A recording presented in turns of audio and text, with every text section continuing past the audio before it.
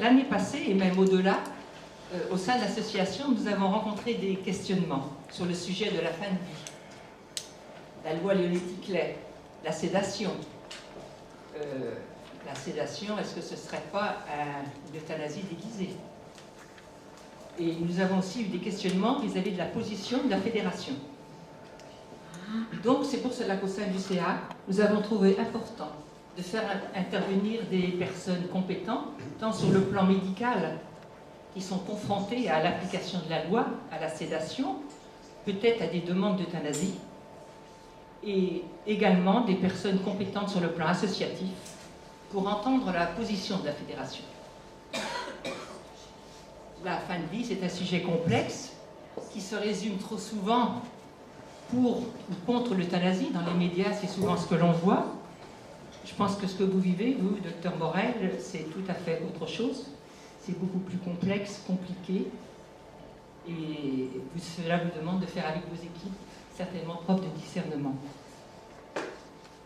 Donc, je ne sais pas combien de temps vous avez prévu. Chacun pour intervenir. Jusqu'à ce que le chauffage arrive.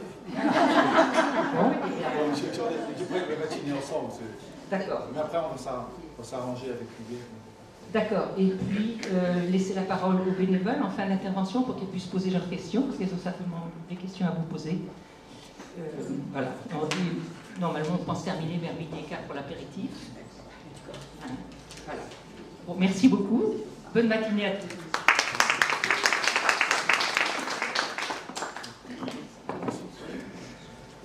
Première question, peut-être, finalement, c'est qui la fédération?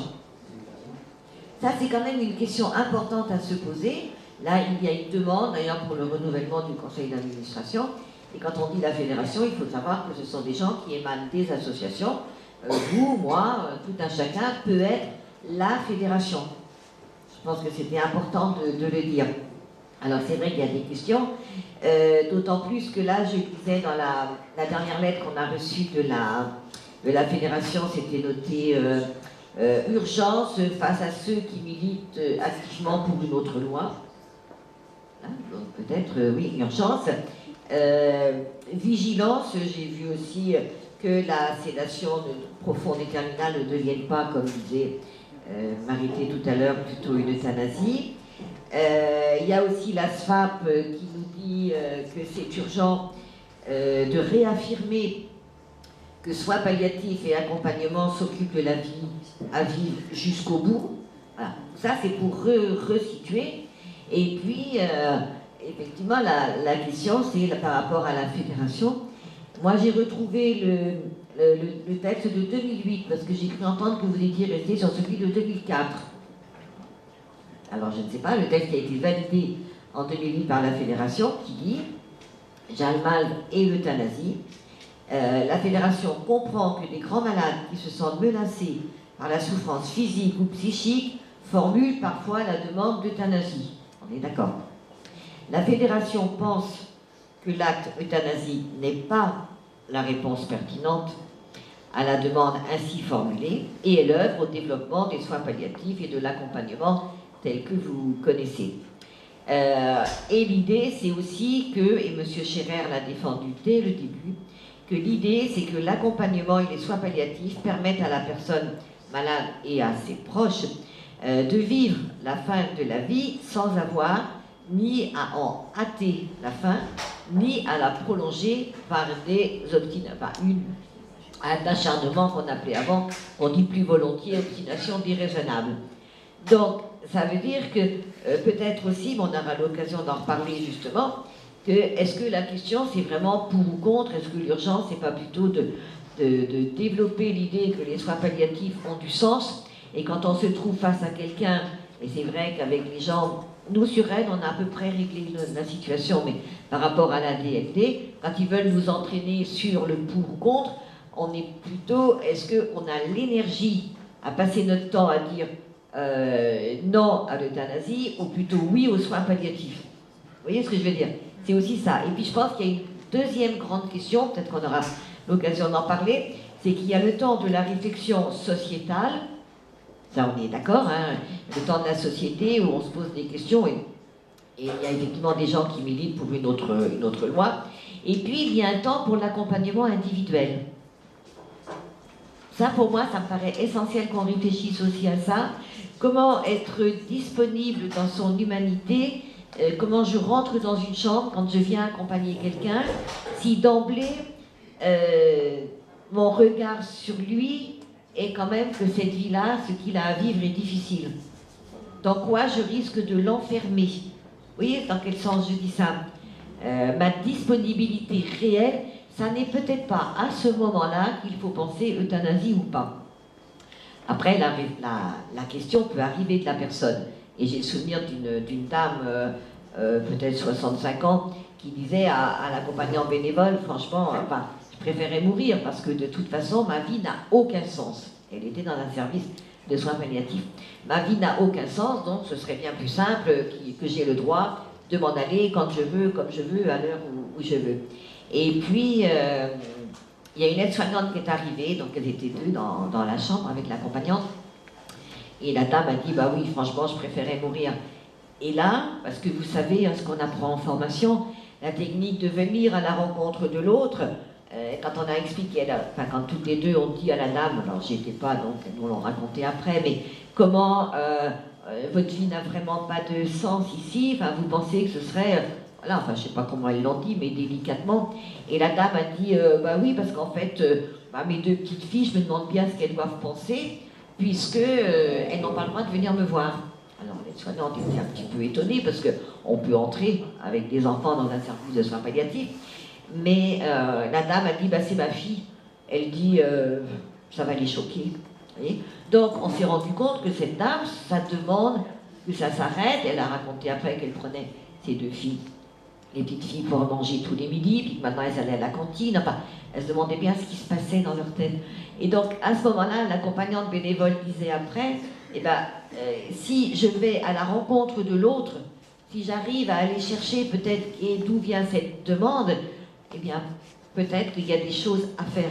Cette dame, ça ne l'a pas empêchée de mourir, ça ne l'a pas empêchée de vivre difficilement ce qu'elle avait à vivre, mais n'empêche qu'elle a vu ses petites filles et qu'elle a dit après, au moins maintenant elles savent que j'étais visible. Et quand elles sont venues la voir pour la première fois, l'accompagnante n'était pas là. Mais l'aide-soignante nous a dit après, j'ai demandé à la petite fille de 7 ans comment elle avait trouvé sa grand-mère, parce qu'elle s'inquiétait un peu justement. Et la petite fille a dit, oh ma mamie, elle est belle et elle sent bon. Donc vous voyez comment au-delà de tout ça, et la demande n'a pas été réitérée de cette question d'euthanasie. Donc, pour moi, c'est essentiel peut-être ces deux temps-là, le temps de la société, effectivement, de la réflexion générale, et quand on est en accompagnement. Je ne sais pas comment vous entendez ça, mais voilà ce que je voulais dire pour l'instant, en disant bien que le fait d'affirmer depuis toujours qu'on est vivant jusqu'au bout, quel que soit l'état de son corps physique, de son corps, je dirais, mental, dans le sens de la tête, psychique, ou de son corps social. À Rennes, avec la personne de la DFD, on était un jour à l'école d'infirmière, des élèves de 2e année. Et on était tous les deux ensemble, et tout d'un coup, elle dit à ces élèves-là, moi, le jour où j'aurai besoin qu'on me lave les fesses, je préfère mourir. Et les jeunes femmes, il y avait peut-être quelques messieurs, mais les jeunes qui étaient là dans l'école d'infirmière l'ont regardé, et ils ont dit, mais vous ne pouvez pas dire ça. Vous voyez, il y a aussi, qu'est-ce que l'on dit de nos accompagnements dehors. Imaginez quand vous dites, ah oui, j'accompagne en soins palliatifs. Alors, quand je dis soins palliatifs, c'est l'esprit du soin palliatif. Hein. C'est en EHPAD, c'est des lits identifiés, tout ce que vous savez autour de tout ça. Et quelquefois, on peut entendre des gens qui disent, oh là là, moi j'ai vu ce monsieur là, en accompagnement, oh, c'est pas humain quand même ce qu'il vit, hein. Oh, il est complètement déformé. On dit des choses, et d'ailleurs les gens nous disent, je pourrais pas faire ce que tu fais. Mais qu'est-ce qu'on renvoie à nous, hein? Si c'est pour dire, oh là là, pauvre dame, oh la petite mère, oh la petite vieille, oh le pauvre monsieur, oh le brave homme, oh là là, il a un suicide, 36 ans, cancer généralisé, 2 enfants, sa femme qui attend le 3e, oh là, c'est vrai que c'est dur. Quand on entend ça, qu'est-ce que vous voulez que dehors les gens se disent? Il vaut mieux que ça s'arrête, non? Qu'est-ce qu'on induit aussi, quelle qu'est-ce qu'on présente, nous, de l'accompagnement. Enfin, ça fait beaucoup de choses que je vous dis là un peu en vrac, mais qu'on va sans doute retrouver après, et puis je pense que mon voisin va déjà éclairer des nuances.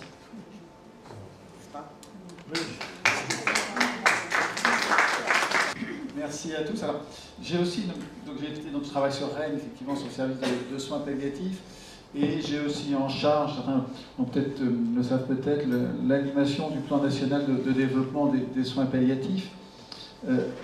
Ce qui me donne, en vous écoutant, peut-être un autre regard. Et je vais faire un lien avec des mathématiques, avec la sécurité informatique. Il faut 10% des moyens pour s'occuper de 90% des résultats. C'est-à-dire qu'en sécurité informatique, ou quasiment c'est un modèle mathématique, on va passer 10% de notre énergie pour 90% des résultats. Pour avoir 90% de sécurité, il faut mettre 10% de moyens. Pour soulager 90% des douleurs, il faut utiliser 10% de nos techniques et de nos connaissances. Et puis plus on va chercher le petit delta, plus il va falloir mettre de l'énergie. Et l'idée qui me vient, elle m'était jamais venue jusqu'à ce matin, c'est pourquoi on passe 90% de notre temps à discuter de 1% des situations. Pourquoi est-ce qu'on met 90% de notre énergie à discuter de 1% des situations? Et pourquoi on ne mettrait pas 90% de notre énergie pour s'occuper des 90% des situations que l'on a? Alors, c'est pas si je dis ça ce matin et si cette idée me vient ce matin, c'est que je ne voudrais pas que le débat sur la fin de vie continue de se focaliser sur la question de l'euthanasie, sur la question de la sédation. Ça l'a été pendant mes 3 ans à la présidence de la SFAP. Et puis, je me suis dit, bon voilà, on va passer sur autre chose, peut-être que ça va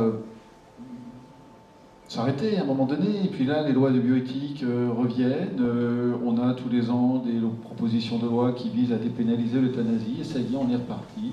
L'alpha et l'oméga de l'accompagnement des personnes en fin de vie, c'est la question de la sédation profonde et continue, c'est la question de l'euthanasie. Et on en discute, on en débat. Et peut-être qu'à ce moment-là, on oublie autre chose d'essentiel qui est de s'occuper des 90 ou 95% des autres situations. Alors, si je vous dis ça, c'est pas là pour partir tout de suite et dire on va faire autre chose. Hein, mais c'est peut-être quand même que nous ayons ça en point de mire et en perspective. Et c'est vrai que, effectivement, quand on regarde les situations médiatiques, c'est l'effet que ça fait. Vous sortez une situation médiatique par mois. Avant, on en avait une tous les 6 mois. Maintenant, on en a une par mois. Et voilà, et on a l'impression que chaque situation médiatique, c'est la France, c'est Nantes, c'est Rennes. Je rappellerai que jusqu'en 2016, il n'y avait qu'une jurisprudence sur la loi Leonetti, et que la loi Leonetti, telle qu'elle a été établie en 2005, n'a à connaître qu'une jurisprudence, qui est l'affaire Lambert. Ah certes, elle nous a occupés. Mais une jurisprudence sur une loi de 10 ans. On en est aujourd'hui à 5-6 jurisprudences sur la loi de 2016. Donc voilà, on sort des affaires médiatiques. Il y a toujours des affaires singulières. Savez-vous combien y a-t-il de décès par an en France? Chaque minute. 1% de la population française décède chaque année. Bon, c'est un chiffre simple. Bah, on n'est quand même pas appelé à chaque fois pour 600 000 décès avec des demandes d'euthanasie. Donc on va essayer de resituer ça un tout petit peu. Mais alors, vous allez me dire, pourquoi est-ce que tout d'un coup cette question revient? Cette question revient sur un débat dans le débat sociétal parce que je pense que c'est la seule question sociétale, je dis bien la seule, qui nous touche tous. Moi je peux débattre sur la GPA, sur les mères porteuses, mais enfin moi personnellement, avant que je sois une mère porteuse, il faudra que la science ait fait des progrès. Donc ça m'intéresse certes, mais déjà on pourra considérer que ça intéresse peut-être, en tout cas ça marque directement dans la recherche que 50% de la population française. Le reste, on ne saura parler que de quelque chose théorique. La différence, c'est que sur la question de la fin de vie, ça touche 100% de tout le monde. Et ça touche 100% de tout le monde à tous les niveaux. J'entends encore sénateur que j'avais rencontré il y a quelques années qui me dit « Mais docteur Moret, comment ne pourrais-je pas être contre l'euthanasie, donc je ne peux être que pour l'euthanasie quand j'entends encore, quand j'écoute encore, quand j'entends encore tous mes frères le cri de tous mes frères d'armes qui sont morts en Algérie dans des souffrances atroces. Qu'est-ce que je peux dire à cet homme dont ma fille faisait des études d'infirmière, il disait combien dans les soins, ce n'était pas du tout une question pertinente. Il est venu avec son histoire. Et donc ça veut dire aussi que chacun vient avec son histoire. Donc on a quelque chose sur le débat de la fin de vie qui nous réunit tous, c'est notre propre subjectivité, on n'y peut rien, il faut faire avec. Et donc ça veut dire que quand je vous parle ce matin, quand Huguette vous parle, on n'est absolument pas objectif, on est subjectif de notre histoire. Et que cette subjectivité, elle touche tout le monde, donc par définition, sur la table, dans les débats, tout le monde a à dire quelque chose de cette question, puisque tout le monde l'a vécu d'une façon ou d'une autre. Et tout le monde va ramener son histoire individuelle. Et comment ensuite arriver à s'écarter de cette histoire individuelle pour avoir une démarche collective, avoir une réflexion collective? C'est difficile dans une société, me semble-t-il, sans jugement qui c'est factuel, qui devient plus individualiste, où c'est mon choix d'abord. Et on verra les autres après. Alors, pour revenir sur c'est mon choix, je vais juste situer aussi que cette question de la marque individuelle, de cette subjectivité, elle a lieu au plus haut niveau de l'État. La loi Claes-Leonetti n'a pas été écrite à l'Assemblée nationale. Elle a été écrite à l'Élysée. Elle n'a pas été écrite par le conseiller, elle a directement été vue par le président de la République, François Hollande, à l'époque. Il n'était pas question pour lui qu'une loi en France donne l'autorisation de donner la main. Bon acte.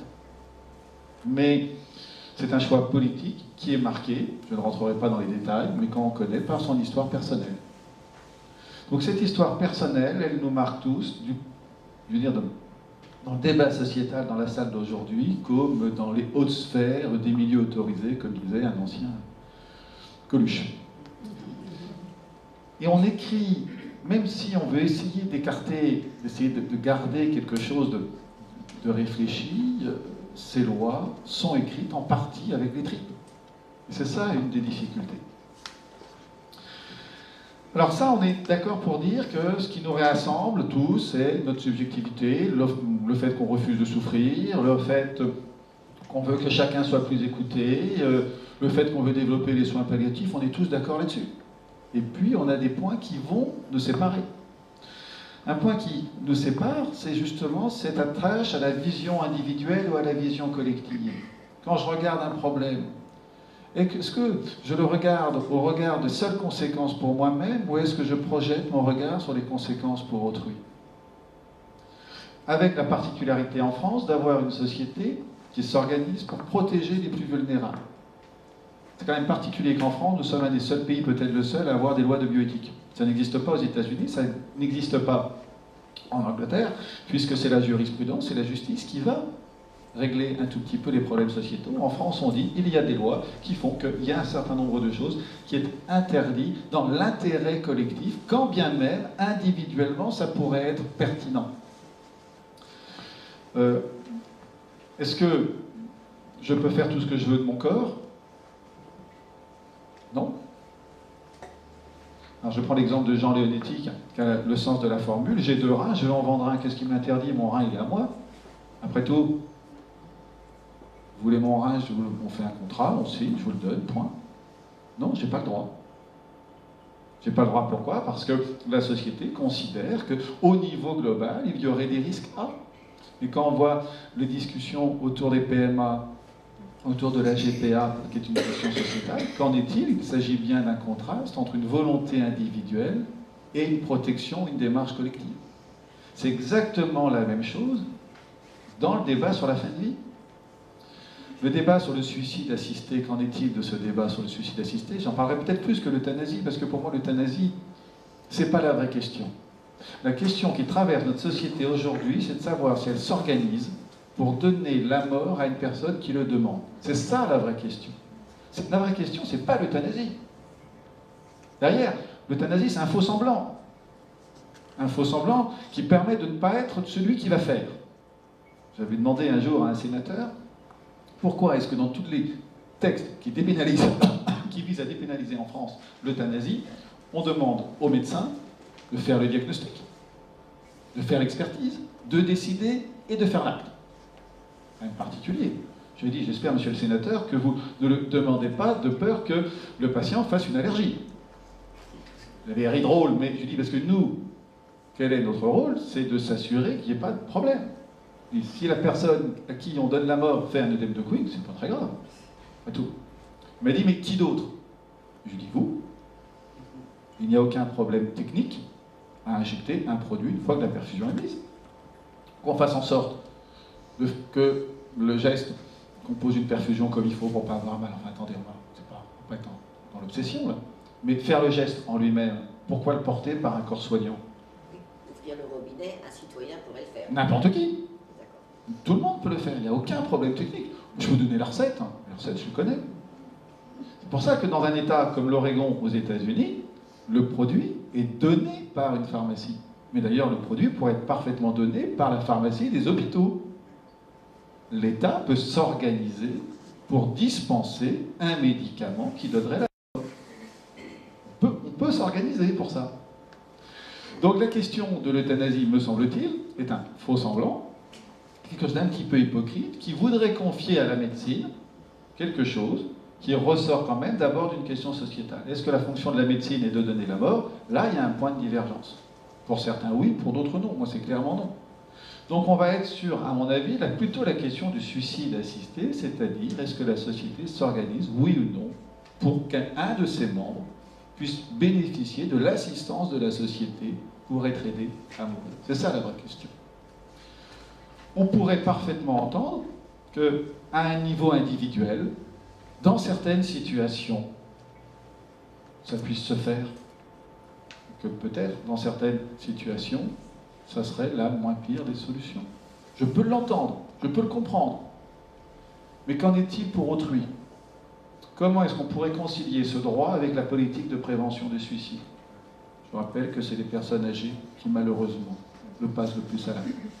Comment on peut concevoir ce droit avec notre droit actuel qui est l'interdiction de l'incitation au suicide? Je rappelle que je n'ai pas le droit de vous inciter à vous suicider. Mais aujourd'hui, en France, peut-être vous paraître étrange, le suicide assisté n'est pas réprimé. Pas d'inter. Le suicide est un acte libre. J'ai le droit de me suicider. Vous êtes d'accord? Dans le droit français, on ne peut pas réprimer quelque chose qui n'est pas condamnable. Donc, assister une personne qui va se donner la mort, on ne peut pas être condamné pour ça.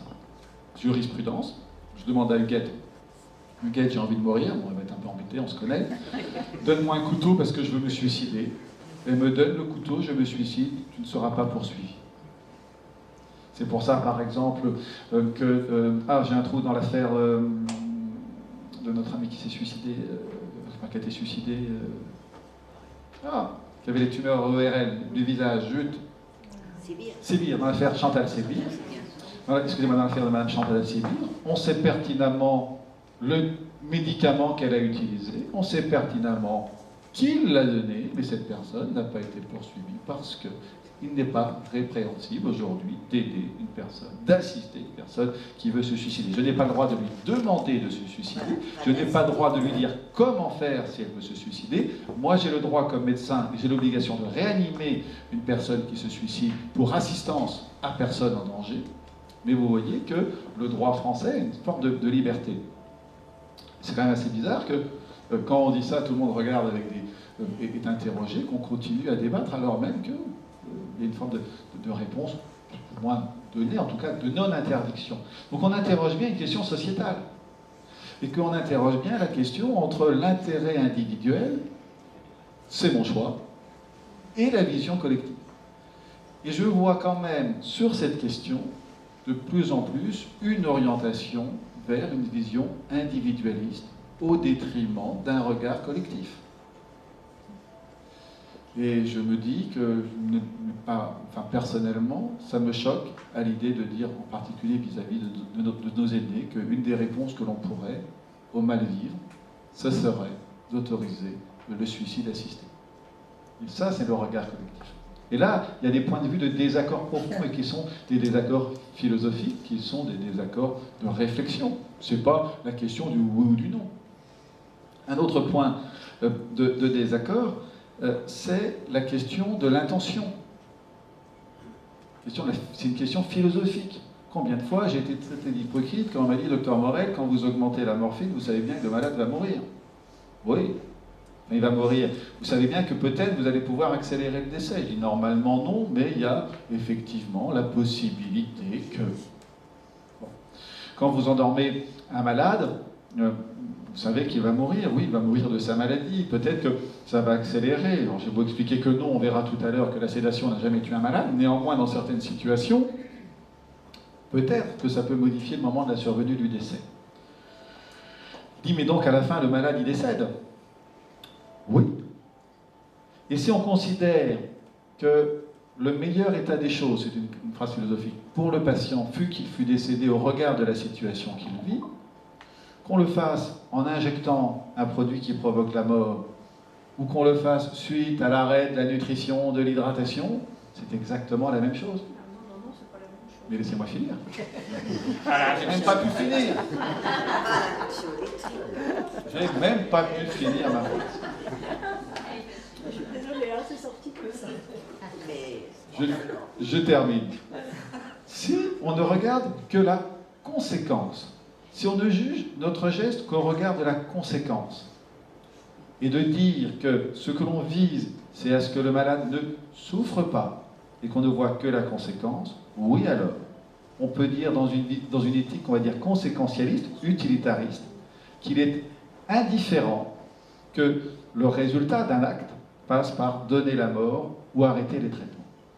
Par contre, si vous avez un autre regard sur cette action, qui ne consiste non pas à regarder le résultat, mais à regarder ce qui conduit au résultat, alors oui, il y a une différence majeure entre donner la mort et ne pas maintenir une vie artificielle ou accepter le principe du double effet. Mais on est bien, si j'espère avoir été clair, sur une même action, sur une même situation, regardée par deux projecteurs différents. On regarde par un projecteur qu'on va dire une éthique conséquentialiste, c'est-à-dire qu'on va regarder les résultats, et puis dans d'autres situations, on va regarder par une éthique, on va dire déontologique, excusez-moi pour les termes un peu techniques, mais on va regarder les moyens qui conduisent au résultat. Et là-dessus, on a forcément des divergences de réflexion, mais qui sont des divergences profondes. L'éthique conséquentialiste est plus marquée aux États-Unis qu'en France, par exemple. Les lois de bioéthique sont des lois déontologiques. La loi Leonetti ne dit pas ce qu'il faut faire, elle dit comment faire. C'est profondément de l'éthique déontologique. On va regarder les moyens. La médecine est déontologique. On a une obligation de moyens, on n'a pas une obligation de résultat. Donc ça veut dire que si on a par contre un regard qui est seulement utilitariste, on va pouvoir dire c'est la même chose. Et moi j'ai eu de temps en temps, et c'est vrai que parfois c'est difficile, lorsque dans certaines situations on est amené à arrêter la nutrition, c'est exceptionnel, mais ça arrive, et que la personne meurt non pas de faim mais de dénutrition. Certains nous disent, mais puisqu'elle va mourir, pourquoi est-ce qu'on n'accélérerait pas? Voilà, j'avoue que la seule réponse que je peux faire n'est qu'une réponse de posture réflexive. Comment je regarde la situation? Finalement, quels sont les leviers que je mobilise? Quel est le projecteur que je prends? Est-ce que le projecteur que je prends sont des principes éthiques, déontologiques, qui me font dire que non, jamais je ne donnerai la mort? Ou est-ce que je regarde l'action d'une autre façon, en ne voyant que la conséquence et en me disant, bah, c'est pareil. Quand je dis ça, je ne prends pas parti pour l'un ou pour l'autre, parce que, éthiquement, les deux peuvent parfaitement être acceptables. Mais moi, je ne me retrouve pas dans l'éthique conséquentialiste. Et c'est là qu'on a un point de divergence. Vous voyez ? Et le point de divergence, il n'est pas sur ce qu'il faut euthanasie. Sommes-nous pour ou contre l'euthanasie? Parce que cette question entre regarder une action au regard des moyens qui conduisent au résultat, ou simplement regarder une action au regard des résultats, ça c'est valable dans toutes nos actions. Là, on a vraiment des points de divergence. Donc vous voyez, on a à la fois des points de convergence et des points de divergence. Et tout ça, ça va animer le débat. Alors vous rajoutez en plus un bordel sémantique où, entre euthanasie passive, euthanasie active, arrêt des traitements, plus personne ne sait de quoi on cause, et vous arrivez à une animation des débats. En parallèle de ces points qui nous rassemblent, de ces points qui nous séparent, sur lesquels, à mon avis, il est plus pertinent de réfléchir et de discuter ensemble que de répondre à un sondage, quel qu'il soit, sommes-nous oui ou non pour dépénaliser l'euthanasie, je perçois également depuis 10-15 ans une modification de l'approche de la fin de vie. D'abord, je trouve que la fin de vie, elle est de plus en plus médicalisée. C'est un paradoxe, on nous demande de la médicaliser. Très bien, on le fait. C'est-à-dire qu'on confie maintenant la fin de vie au docteur. Il ne faut pas s'étonner que les docteurs ils mettent des médicaments. C'est quand même notre métier. Elle est médicalisée, elle est institutionnalisée. C'est à l'hôpital.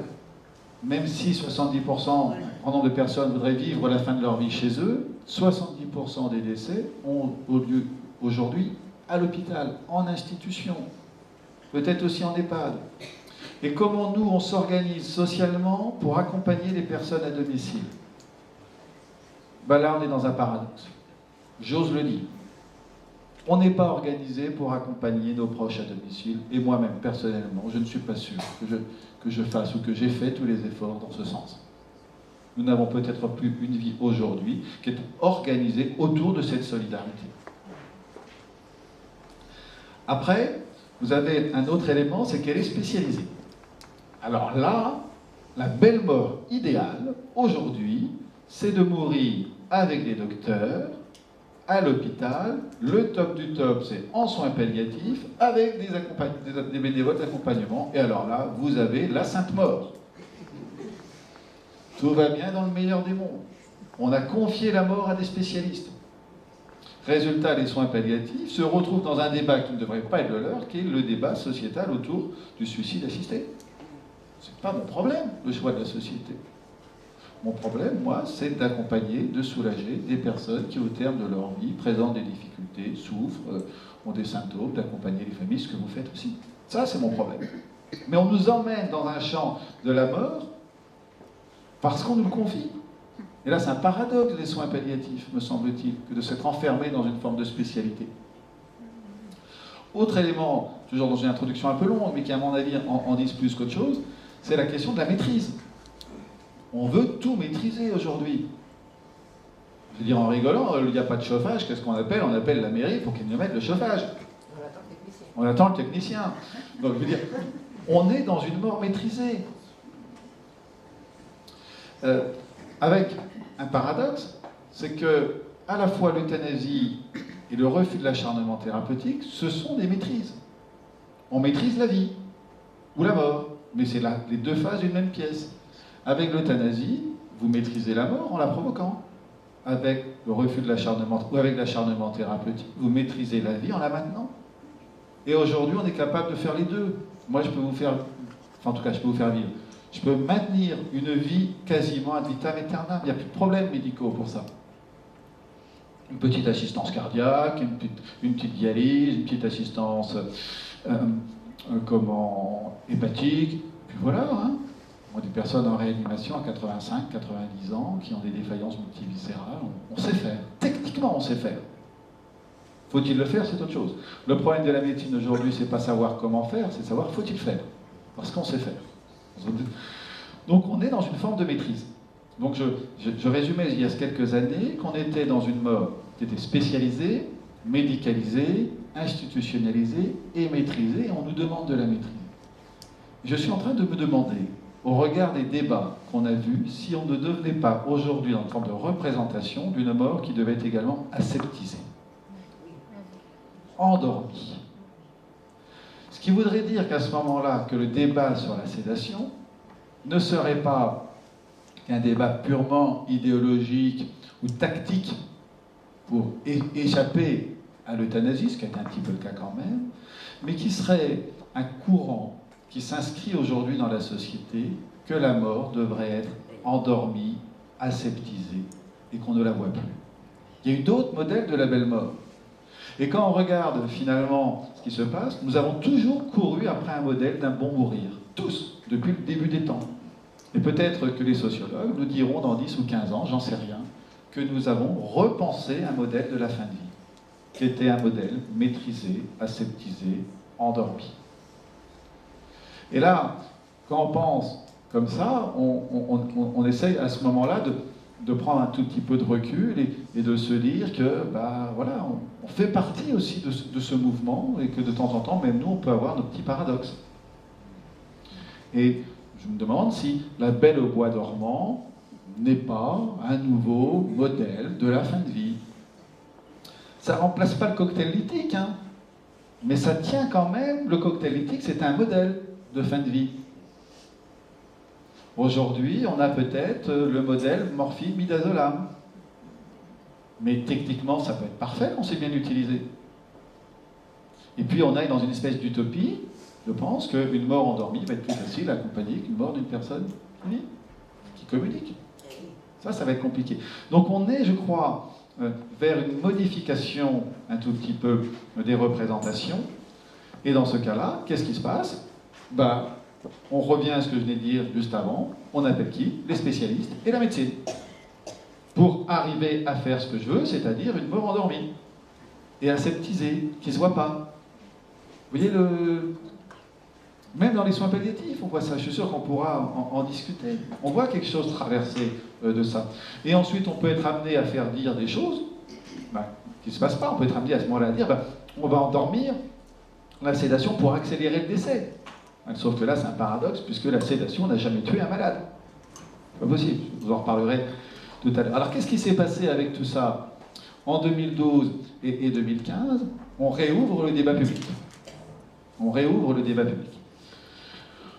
Et on a des patients, on s'est retrouvés à discuter ensemble, et on a vu des patients, on a vu des familles, il y a eu des débats, et on s'est aperçu que chacun a eu à dire quelque chose de la situation. En gros, les patients, les usagers nous ont dit 2 ou 3 choses. On continue de souffrir. Ah ouais, c'est vrai. On continue à ne pas être soulagé. Ah oui. On n'est pas écouté. Bah oui. Et puis, on voudrait mourir, en tout cas vivre la fin de chez nous, la fin de notre vie chez nous, et on est encore trop hospitalisé. Quand on écoutait les soignants, les professionnels, je suis assez schématique, qu'est-ce qu'ils disaient? Oui, on est d'accord, on a encore des patients qui souffrent. Oui, on est d'accord, on ne les écoute pas totalement, et puis on n'est pas suffisamment formé. Et le législateur, qu'est-ce qu'il a dit? Le législateur, il a dit, moi en 2005, j'ai modifié la loi, avec la loi Leonetti. Et dans la loi Leonetti, on avait commencé déjà à inscrire la personne de confiance et les directives anticipées en vous donnant à vous, soignants, le devoir d'écouter les malades. Qu'est-ce que je m'aperçois en 2012, 2013, avec une forme de réticence quand même et de méfiance vis-à-vis du corps médical, c'est que vous n'avez pas fait votre job. On a encore la description d'un certain nombre de patients qui ne sont pas écoutés. Donc, d'un devoir d'écouter les patients à travers de directives anticipées dont il fallait prendre en compte, aujourd'hui, les patients ont le droit d'être écoutés avec des directives anticipées qui vont s'imposer. Qu'est-ce qu'on pouvait dire? Vous avez, depuis 2002, dans le cadre des soins palliatifs, développé les pratiques sédatives. Très bien. Pour soulager les patients. On vous a accompagné, notamment en modifiant le code de déontologie en 2010. Il y a des recommandations de bonnes pratiques. Qu'est-ce qu'on a vu lors des débats publics? Que dans certaines situations, il continue à y avoir des cas où des patients ne bénéficiaient pas de cette bonne pratique. On vous avait demandé une forme de devoir de soulagement.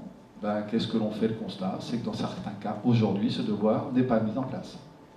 Donc d'un devoir de soulager, on passe à un droit du malade d'être endormi dans certaines situations. Et voilà la bascule. C'est pas venu par hasard, ce passage de devoir au droit. Nous en avons, je l'ai dit plusieurs fois, collectivement, une forme de responsabilité. Au-delà du débat idéologique et sociétal. Et quand je voyais en 2014, autour de la sédation, des personnes qui disaient la sédation c'est comme l'euthanasie. Je dis bah, tant qu'à faire, à ce moment-là, on va vers l'euthanasie. Mais on va aller plus loin si on continue à porter ce discours. Les pratiques sédatives, je vais vous montrer tout à l'heure, elles datent depuis 2002. Ça n'a rien à voir avec une pratique euthanasique. Et donc quand nous-mêmes portions des discours de confusion autour de la sémantique des pratiques sédatives, on entretient le doute, on entretient le flou, on entretient la crainte, et on entretient la volonté éventuellement de pouvoir modifier les choses. Donc avec tout ça, on est arrivé finalement à des modifications de la loi, à des modifications du texte. Mais vous voyez, c'est pas venu... ce que j'ai appris en accompagnant l'écriture de ce texte, c'est qu'un texte ne vient pas là par hasard. Et que la source de modification est plus profonde. Et qu'aujourd'hui encore, au niveau des lois de bioéthique, on a quelque chose qui est d'une vague, d'une marée là, qui arrive, mais qui est profond. Hein, et que, quand on regarde la révision des lois de bioéthique, quasiment toutes les discussions tournent autour de l'intérêt individuel et de l'intérêt collectif. Quasiment tout. Procréation médicalement assistée, GPA, fin d'euthanasie, suicide assisté. Utilisation des données biomédicales, les big data, c'est la même chose. Les big data, c'est on va mettre en avant l'intérêt collectif vis-à-vis de l'intérêt individuel. Vous voyez, il y a un certain nombre de choses comme ça. Donc ça, c'était que l'introduction.